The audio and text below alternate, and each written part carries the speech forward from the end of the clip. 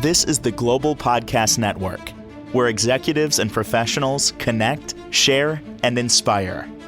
Stay tuned for the conversations that drive success.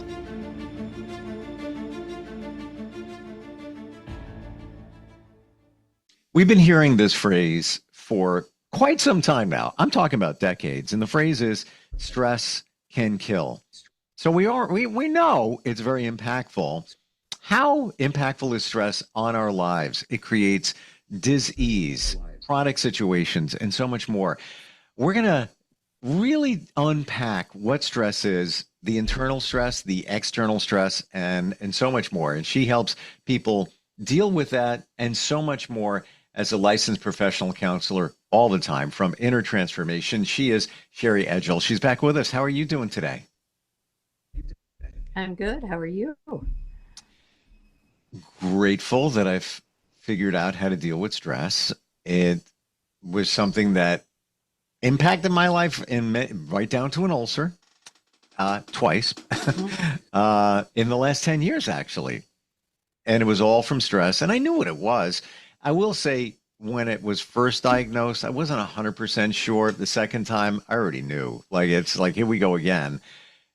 I knew what was going on there. And it was different stresses, in different times of my life. But once you identify it, oh my gosh, once you realize that this is what's really causing all these health issues, you might not even know it's connected to the way you feel based on the stress. Do you find that that's a situation for many people?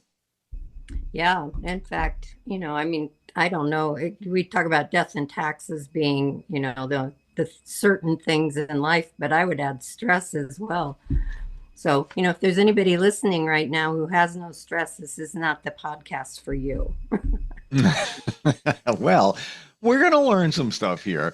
Now, before we jumped in, you said we could probably do two separate podcasts, one on, and I'm going to go by memory here, but I'm going to loosely put this, internal stress, and call it external stress. Would I be right in putting those labels on those two? Yes. And I think we have to be highly aware, especially internal stress, because we've talked in several podcasts about these default settings back here, the autopilot thoughts and processes that we have. So some of us aren't even aware that we are internally stressing ourselves. Being somebody who went through stress and realizes it and identified what was going on, where the stress was coming from, I'm not even sure how to even approach that, the internal and the external. So let's go there. What would you say the internal is? Well, let's talk about a couple different things. One is a really powerful internal mechanism of stress is shame. So let's define shame as an internal belief that there's something inherently wrong with me that I cannot fix or change. And so you can imagine the heaviness of that. And so let's kind of metaphorically look at shame as this really wet, heavy wool cloak that completely engulfs us like a skin. And we're walking around with it all the time. And you can imagine if that were actually physically true, how stressful that would be. I heard recently that shame is one of the lowest energetic vibrations there is. And, I know there's a lot of low ones out there. Have you heard that it's that powerful, that it's the lowest vibration, where joy, I always thought it was happiness. I'm hearing that joy is the highest vibration. Then comes happiness. What about the shame thing? Well, it's interesting because people who have a shame-based identity typically are not even aware of it, because for many, it came about in childhood. So it can come from a couple of different things. One would be direct information to that individual about them not being good enough, lovable, wanted. And those are very clear to that person. But they'll carry that cloak, that heavy, wet cloak around with them, buying into those words.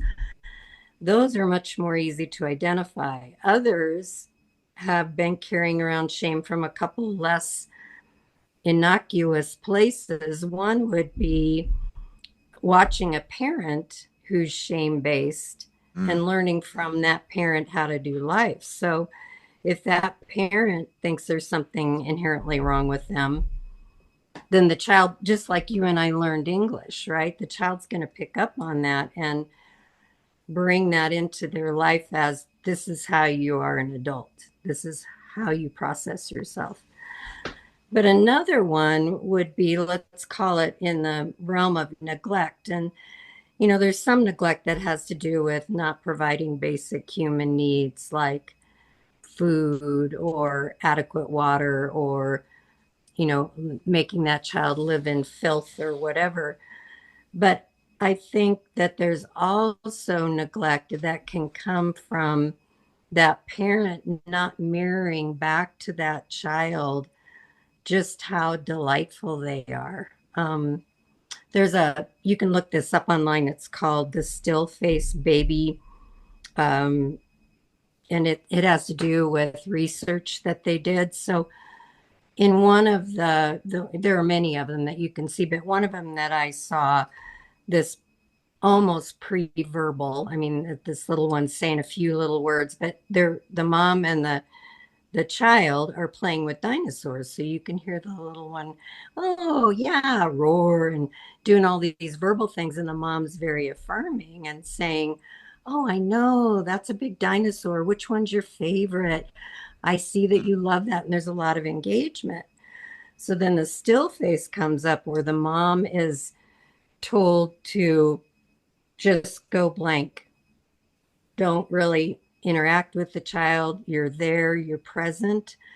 And as soon as that mother goes blank, you start to hear these pleas from this kiddo of trying to get the parent to engage. And they're like, oh, and holding up the dinosaur and roaring and trying to get the mom, but she won't. And all of a sudden, you just watch this defeat come over the child because nobody's mirroring to the child that they're special, that parent wants to be with them. And this is in a situation where the parents normally engage because she comes back online, of course, and repairs. But there are some people, they just believe they're not worth it because they didn't get that mirrored. Why would the parent not acknowledge the child's curiosity, fascination with dinosaurs? Why would that be? Is it things like the parent is busy, or just not interested, or not making space making time for the child, or okay, it could be a combination of anything. Yeah, it could be a lot of things. Depression would certainly do Okay. that, right? Because one of the qualities of depression is that I'm no longer interested in things I once was interested in. It can be their own stress in their life with no energy to feel like I can engage with this child. Wow. Yeah, and as sad as it is, it's not intentional. You're just feeling low as an adult, i.e., a parent, and not giving the attention to the child. But unfortunately, the child may carry that with them for the rest of their lives, right?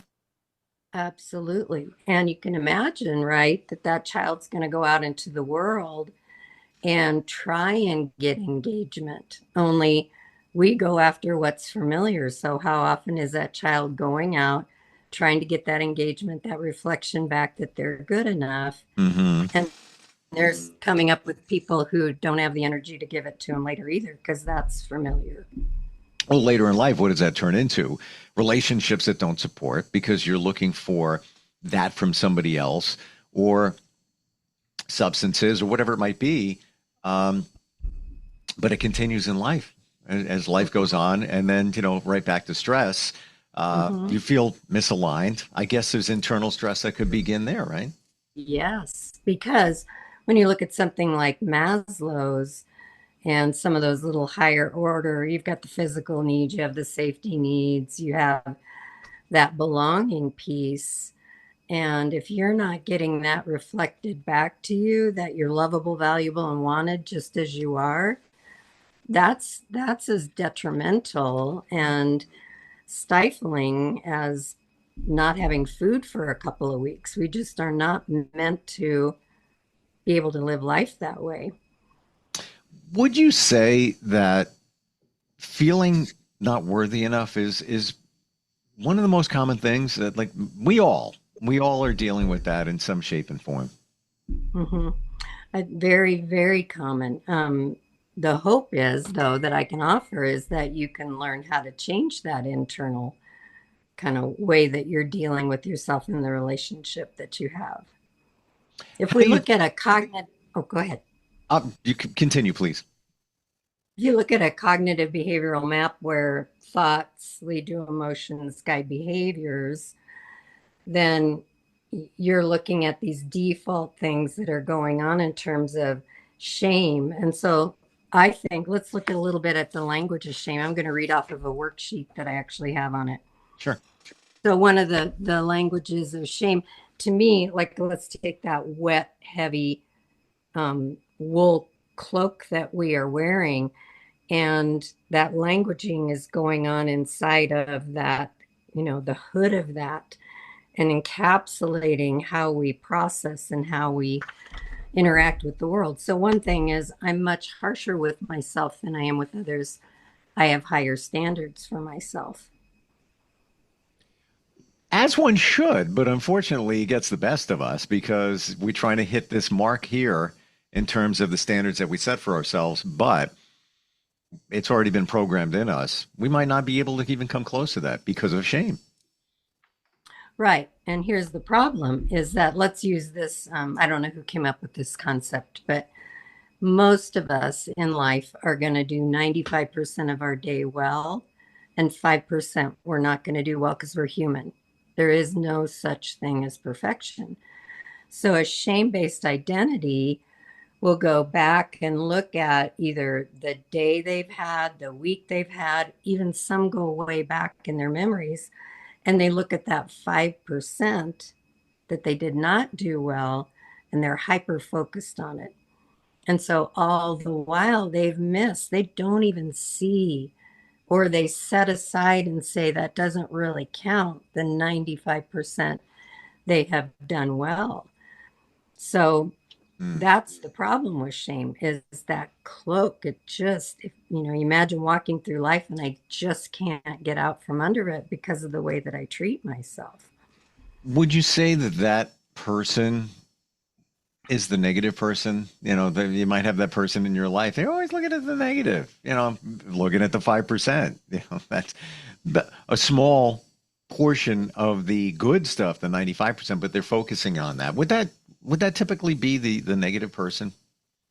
It can be, yes. And that person might be very negative about themselves, but they would not even begin to be that negative about somebody else. So, and a lot of that is dialogue that's going on internally that others might not even be aware of. So we're talking about the internal stressors, that being one of them. It can put a lot of stress on you trying to hit that, a certain mark, and then looking at the 5% you didn't do well in a day and how that encompasses your day. What are some of the other internal stress situations? Another one could be, and it would go right along with that, I have no tolerance for my mistakes, as opposed to having a learning curve where I understand, oh yeah, I'm just learning this new thing. I'm going to sort of settle into it and be okay. That person can't do that. They're like, oh my gosh, there's that mistake. And I cannot handle myself. And you imagine, because we all make mistakes, what stress that's going to bring on us, because we can't possibly make ourselves content. We can't live up to that bar.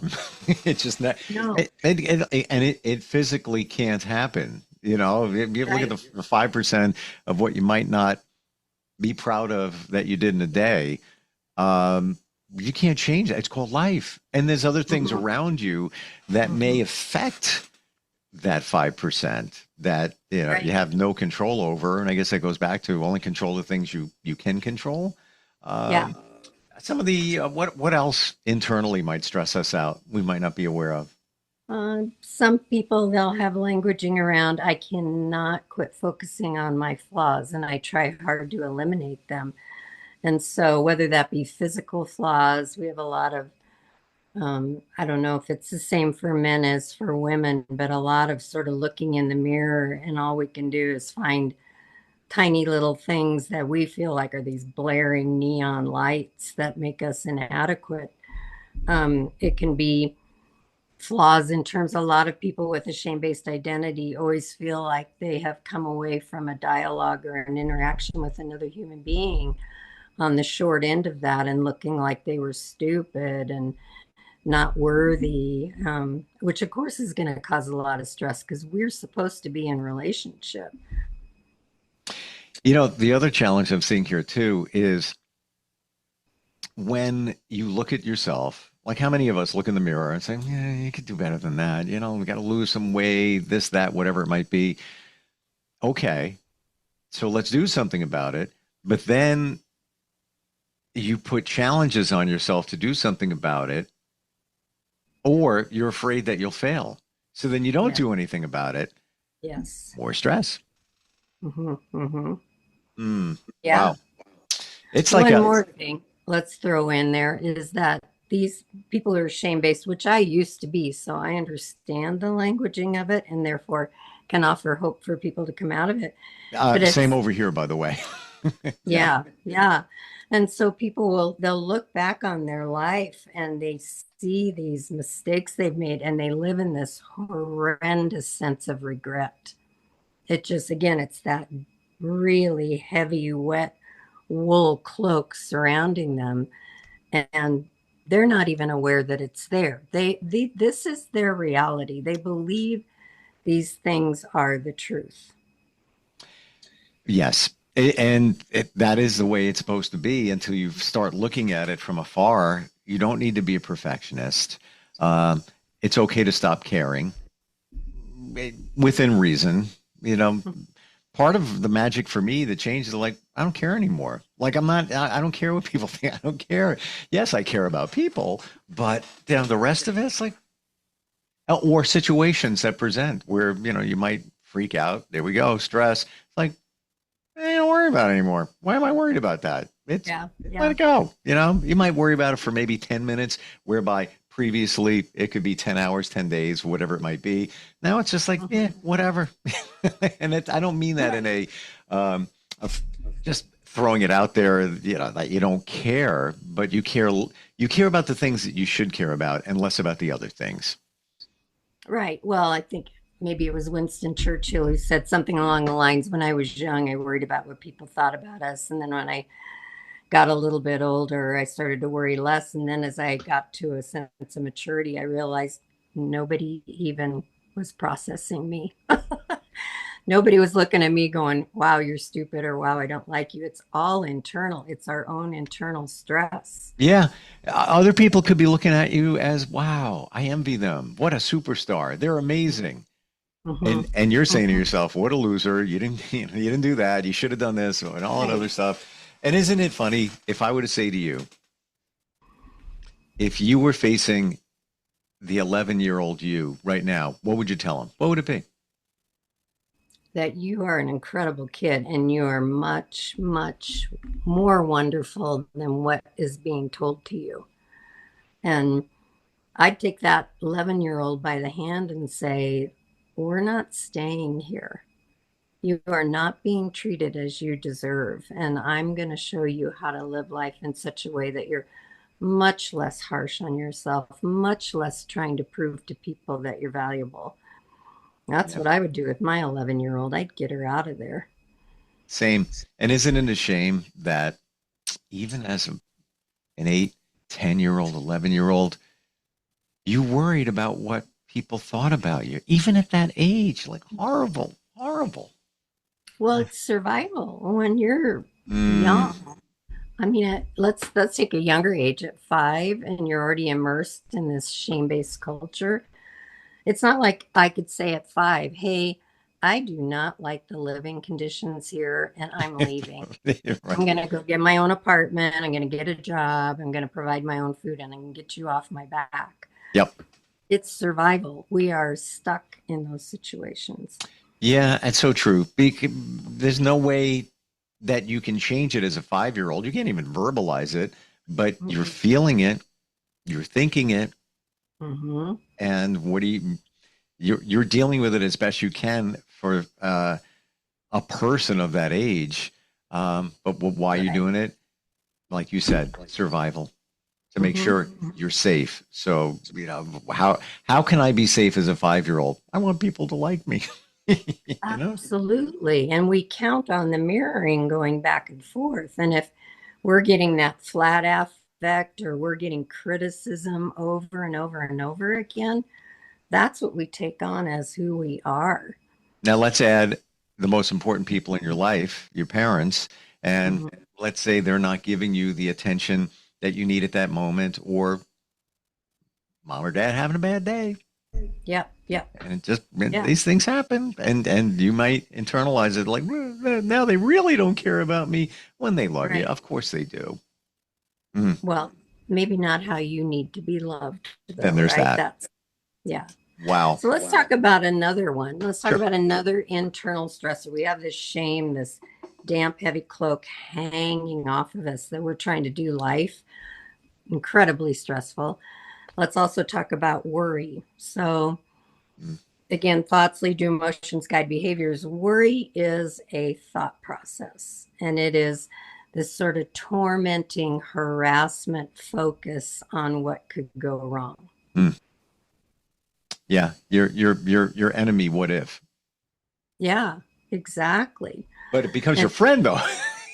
Unfortunately, the what if is your friend because the what if is keeping you safe, you think, or protecting you, you think. Right? It's a false sense of control. And I will say to people, why do you suppose you do worry? Which it's so automated in their brain, they're not even aware. One of the things I suggest, and I kind of pulled one here for this, you can go online and look up worry inventories because you kind of have to begin to understand what the nature of it is so that you can be these aha moments that say, oh, why, yes, I do say things like that very often in my life.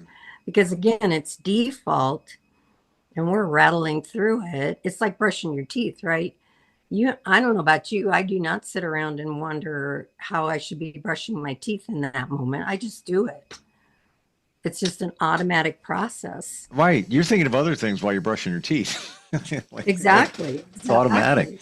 Wow. Yeah. And the what ifs, that I crushed that a long time ago. What's a long time? 4 years ago ish, whatever. Like I would think of, I go back 10 years ago and think of like, oh, maybe something's going to change here financially. Well, what if this, I had no real basis to even worry about it, but I worried about it. And what did that bring? Right. Stress. Right. Yes. By my own doing. Right. Right. Well, now I'm seeing it differently here. The internal stress, the external stress, which we'll get to next time we get together. Shari, you can help people with all types of stress. How do we find you? You can find me at itc.shari.edgell@gmail.com. And that's the best way for somebody to reach out to you if they want to even just have a conversation about this. Yeah, I don't do counseling over email. That just could get to be way too messy. So, but they can sure kind of maybe get more information about possibly what they want to research. Gotcha. I'm going to be thinking about this one. Thoughts, emotion, and what comes next? Behaviors. Wow. It's always that way, right? Yeah. Well, that certainly makes sense to me. Well, yeah. I mean, how do you have an emotion unless you had a previous thought? Emotions just pop in your head. And then what comes after that? You react to it, which would be the behavior. Exactly. Interesting. All right. We have a plan for next time. That's the external stressors. If we can dig into that, that would be fantastic. Yes, Thank you so much for being here today and breaking this all down. Really appreciate it. you bet. Good to Thanks. see you. You Take too. care. This is the Global Podcast Network, where executives and professionals connect, share, and inspire. Stay tuned for the conversations that drive success.